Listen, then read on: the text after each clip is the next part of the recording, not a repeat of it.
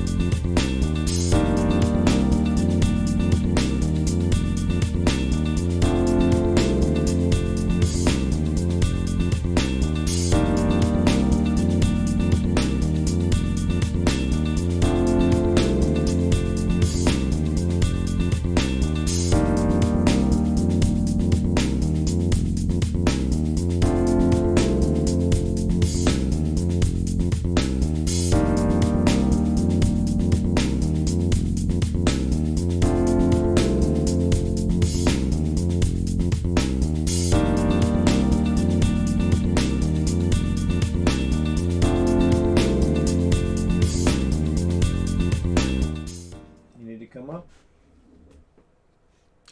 All right, looks like it is time. Come here, you want to come? I'll pick you up. Come here. Oh. Spicy's always the one who wants to take the doggy break, right? I know. I think she wants to go for a walk. And we'll go in just a few minutes. I'll take a break, okay? Okay. All right, I guess that's doggy break. Willow's down there sleeping, so she doesn't want to be part of it. Right? Okay. Ugh, thanks. Okay. I gotta keep going. We'll go for a walk in a little bit. Okay, let's go.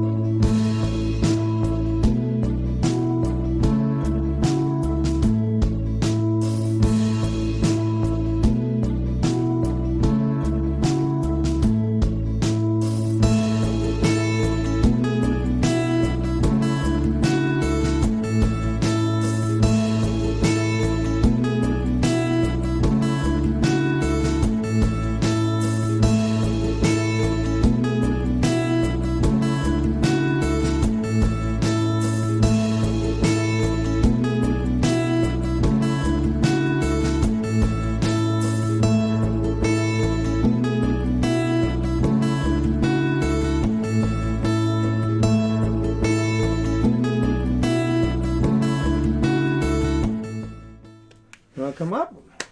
Okay. Well, it looks like, especially because this is such a long video, looks like we are going to have 2 doggy breaks for this one. Willow just came walking in and she hasn't gotten a lot of attention while I've been working on this, so what do you think? Just want to come in and say hi? Yeah.